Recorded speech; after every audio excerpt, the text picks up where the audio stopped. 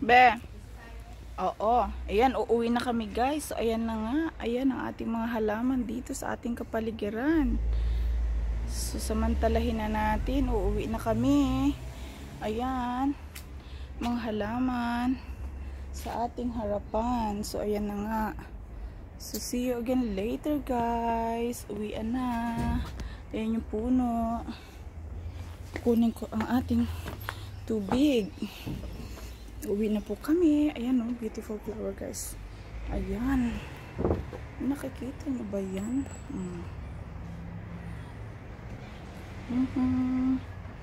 Thank you very much everyone.